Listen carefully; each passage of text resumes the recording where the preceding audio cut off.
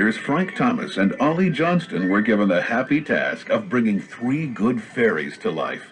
At one point, Walt wanted the 3 fairies to all be alike, sort of like Huey, Dewey, and Louie. And we thought, that's not going to be any fun. So we started figuring it the other way and worked on how we could develop them into special personalities. I think it did make the picture richer to have them that way. Little Merriweather was a feisty little thing that get upset real easy. Fauna was always the one trying to pour oil on troubled waters to keep peace between Flora and Merriweather, because Flora was not what you'd call an appointed leader. She just automatically sort of became the leader because she had the best ideas. But all in all, the 3 of them formed a happy team. During the production of Sleeping Beauty, voice recordings and live-action reference films were made by many of Hollywood's best-known character actresses, including Spring Byington, Madge Blake, and even Mayberry's Aunt Bee, Frances Bavier. As animation progressed, another gift was being given to the production of Sleeping Beauty. My gift shall be the gift of song. Our inspiration for Sleeping Beauty was this wonderful score written more than 75 years ago by Peter Tchaikovsky for his ballet version of the fairy tale. Bringing much of this music to life was a lovely young singer whose performance as both the singing and speaking voice of Sleeping Beauty was the beginning of her career as a star of the international opera stage. They had searched for a voice for Sleeping Beauty for 3 years, and I feel that probably the reason Walt Disney chose me to sing the part of the Princess Aurora was because I could easily negotiate my voice in the high register. And it was almost like an extension of speech for me because I'd sung that way since I was a little girl. I never lost that, and I know that he wanted everything to be in the Tchaikovsky classical style, but he wanted it to be easily understood and warm and young and joyful with a romance in it, and that's the way I felt when I was doing the music. Bring back a love song to me. Because of its strong reliance on classical music, Sleeping Beauty was recorded in state-of-the-art stereophonic sound. Similarly, its magnificent art and epic scope led to the decision to film Sleeping Beauty in the widescreen 70mm format. Sleeping Beauty is the first full-length animated feature photographed in what we call Technorama 70.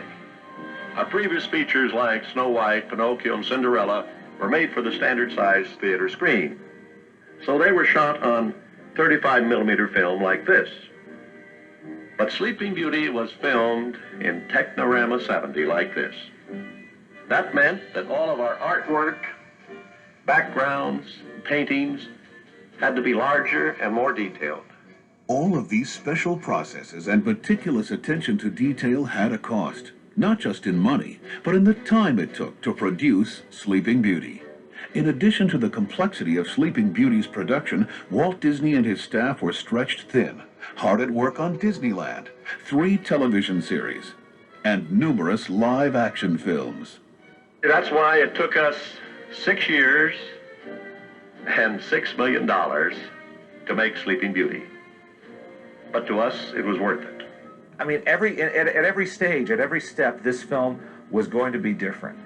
And that meant much more work. This was not business as usual for anybody at the studio. The picture was in animation longer than any picture I'd ever worked on, and since then either. It was so complex in its design statement that normally a background for a film might take a day or 2. I think on an average for Sleeping Beauty it'd be at least a week, maybe 10 days sometimes.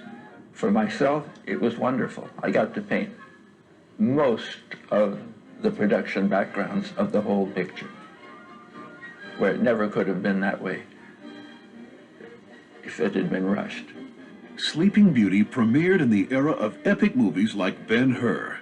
But as was the case with many other epics, Sleeping Beauty was a gamble. Since it first opened, however, Sleeping Beauty has become one of the most financially successful films released in 1959, second only to Ben-Hur. And Sleeping Beauty has influenced a whole new generation of young people who have become the leaders of today's Walt Disney feature animation. I think it's something that our current generation of animators have taken greatly to heart in trying to make our current films stylistically and graphically as different from one another as we can. It's a level of craftsmanship to which we can all still aspire.